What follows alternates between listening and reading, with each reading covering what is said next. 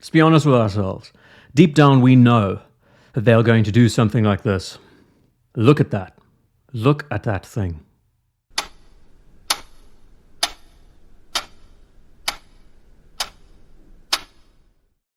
Watch release predictions are a lot of fun. It's something that we can all get behind. It's something we can all contribute towards. And in a way, as most of us probably know by now, the predictions are more fun than the actual releases. It gives you time to be creative, a bit more adventurous. It allows for all of us to weigh in our thoughts and to participate, to keep the anticipation up. Now, this joke came to me just as I was sitting down to prepare this recording. What does Rolex and Tudor have in store for us? Not much. Over the weekend, I decided to visit a few authorized dealers and have a look around. I think one of them there was a tumbleweed rolling in the wind. I chatted to the staff. I got some information about the supply situation. Also had the innate privilege of being able to experience a steel sports Rolex behind a half-inch box of glass. Oh, how things have changed. But that's not the point of the video. The point is to have fun, and these are always good fun. I do believe that some of these will be on the cards, and instead of going too far out, too creative, too outlandish, I've kept it within the realms of reality for a change.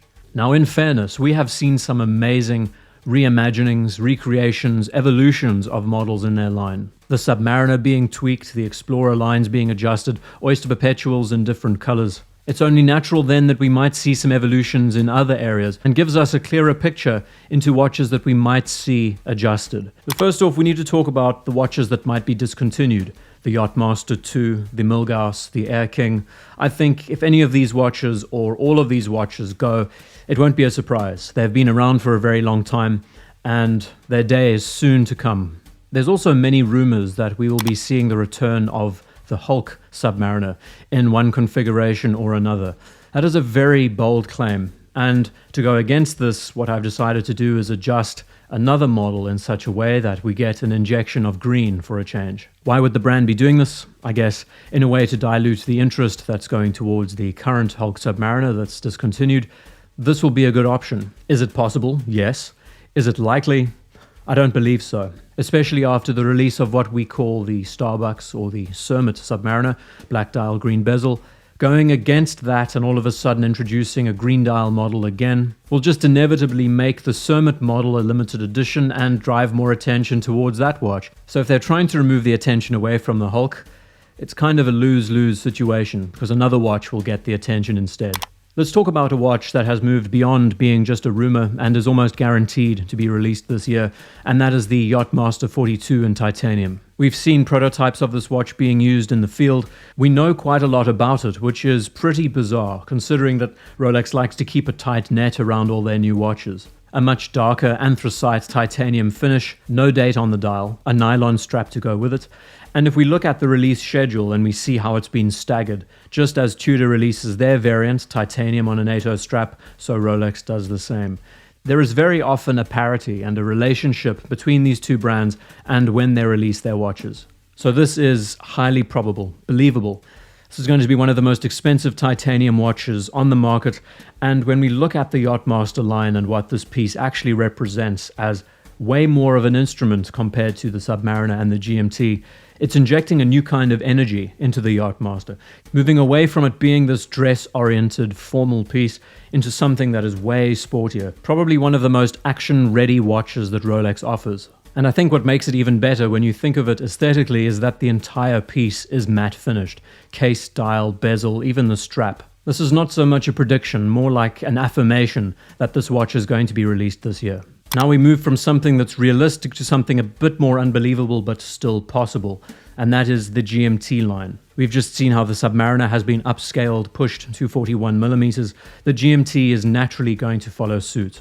The question though is, will it still be just a Pepsi model and a Batman model, or will we get something else? And like most of us out there, we're looking at the Coke GMT as the next option. This is such a fantastic combination. It's clean, simple, two colors that represent the function of the watch, and on a Jubilee it gives you this 1990s feel. It looks incredibly efficient and definitely stands as a great debut model that shows off the upscale GMT. Let's throw something wild out there and say, instead of the Hulk Submariner being re-released, which I don't think is very likely, what about just injecting some green into the GMT line? They've done this before with the very first ceramic model. Why not use the green hand and match with a contrasting green subsection to the bezel? Call this watch the Green Lantern. Now, I'm not particularly a fan of how Rolex uses green on their sports models, but this configuration, I think, not only debuting the increase in size, would stand head and shoulders above the other models. It's just the right amount of character, the right amount of vibrance to look interesting. Maybe it's not going to be something we see now, even though green is still in vogue, but maybe soon.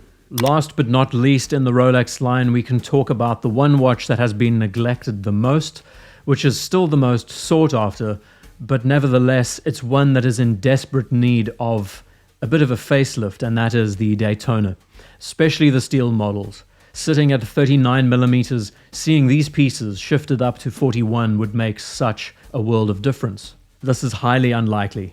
But what I like to do in this scenario is look at what the modern Daytona has been established as and how the brand would possibly interpret it as a slight evolution of where it is now.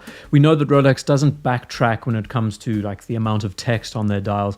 They tend to keep things pretty consistent. And the way the Daytona has positioned itself ever since the 80s until now, there is a very clear aesthetic that they have kept. So I don't think they will go so far to remove things like the crown guards or to adjust the sub-dial arrangement. Would they go to the extent of putting it on a Jubilee bracelet to make it more of a dressy watch? That would be quite cool. If given the opportunity to adjust the modern Panda Daytona, the one thing I would change is adding black rings inside the subdials, allowing for a white outer border, which still gives you the effect that you want out of the watch, but overall makes the chronograph dials look a lot more legible. As far as sports models go from the line, this is pretty much it. And when we check off the lists and we see what has arrived and what is to come, these are the only pieces left. The question is, what will they do in 3 years' time? How are they going to shift it even more? I guess the reality is what we might see changed is the Yacht-Master this year, and that's about it. And I guess if we really break it down and we think of it realistically, the Yacht-Master into titanium might be the only professional watch in this category that sees a shift. That is pretty sad, but considering the way Rolex moves glacially when it comes to creating these pieces, yeah, it can be possible. Now, when we look to Tudor, what could the brand do? And I think the one on top of everyone's lists that is very exciting, that I think could be a strong possibility this year, it's a Black Bay, but it's the Black Bay 58 GMT. Now, why do I say this? Well, over the course of last year, we saw many Black Bays being released in precious metals. All the metals. We got everything except from platinum and palladium. But what it also showed us is the debut of a new adjustable clasp system. It was a great exercise in market research to see where the interest lies. And of course, the Black Bay 58 still garners tons of attention. And then we look to the Black Bay chronograph, the result is just the same. At the 80s I visited, there were about 30 names on the waiting lists for all of these watches. The 925 stainless steels, the chronographs, the standard gilt dial Black Bay 58s. So yes, there is still tons of interest in these watches. But instead of talking about supply and demand, let's just think about how fantastic this watch would be. Black Bay 58 case, you get that aesthetic, you get the adjustable clasp system, you get the bicolor Pepsi bezel, but to drive home the beauty of early generation GMTs, make it a gilt dial. Just looking at the render of this watch makes you want to have one. I think everyone and their grandmother would go after a piece like this. I think it would hit every single mark perfectly, not only giving you the GMT complication and a date, but you're also getting the size that is much more efficient for smaller wrists. The proportions are absolutely sublime. And you're also getting a new Tudor patented micro-adjusting clasp system. So something in my gut tells me that we will see this watch. I think it's been a long time since the standard black dial Black Bay 58 has been touched. This is a time to give it a bit of a facelift. Not only give it a new movement, a fresh lick of paint, but it then may very well be one of the best Black Bay 58s the brand has ever released before. I just think, talking about Black Bays again, when's it going to stop? Instead of following the traditional Black Bay line, what they could do instead is look even further back in their catalog and try and cross-amalgamate bits and pieces to create a GMT model that is more faithful to the 1655. This is something I have asked for again and again. I think this is the third year in a row. Now, why do I think that it is possible this year? Well, Over the course of last year, we saw the Explorer and Explorer 2 receive a facelift. Maybe releasing in tandem, we see the same thing happen with Tudor. Tudor will reinterpret and create a watch that pays tribute to the Explorer 2, and realistically, it's not a lot of work to be done. It's a simple exercise, and the result would be excellent. And finally, yes, we're going to look once again at the Ranger. Now, following suit with the whole Explorer release from last year, Tudor bringing out a revision of the Ranger would be very exciting. In this example, I've taken inspiration loosely from the Black Bay 36, from the original Tudor Ranger that was released a few years ago, and also the script and typeface used on the Black Bay 58. Being realistic once again, gone is the Tudor Rose and the shield replaces it, and then underneath at the 6 o'clock position we have things like depth ratings, officially certified chronometer text. Yes, it does look very cluttered. It looks kind of similar to the 36mm Explorer that came out last year, but I think at the same time does feel true to Tudor's modern identity and the way they approach their new pieces. Where would this watch fall if we look to all the lines? Maybe under the Heritage line, maybe they will just call it the Ranger, but it is another model that will be received with open arms. I think as far as a brand goes, Tudor is becoming stronger and stronger by the day. It's giving them the ability to flex their muscles a bit and to be a lot more creative, while still creating watches that are relatively attainable. Compared to Rolex, anything is attainable. But seeing how the brand has gone to such an extent of being able to look further back into their history and still keep true to the traditional ties that they have tried to lay as a part of their heritage and their name, pulling inspiration from the back catalogue, and are creating pieces now that are just as exciting. I just hope that it's not a brand that falls prey to being a one-trick pony. The Black Bay line needs to step aside, and we do need to see some new variances thrown in. Up until this point, the brand has done very well establishing themselves, and I think they could push the envelope further. In these lines, I'm sure we'll be seeing other models like Rolex getting sapphires on their bezels and those kinds of things. The Datejust might see a few shifts, a few changes. The Oyster Perpetual line is pretty solid, don't see much changing there. But in a nutshell, that is the realistic interpretation of what we might see. I think some are way more believable than others, but both of these brands don't need to do too much, as we know. They exercise restraint, they keep us wanting more by creating watches that maybe aren't the ones that we're looking for. But they both make fantastic pieces, everyone wants them.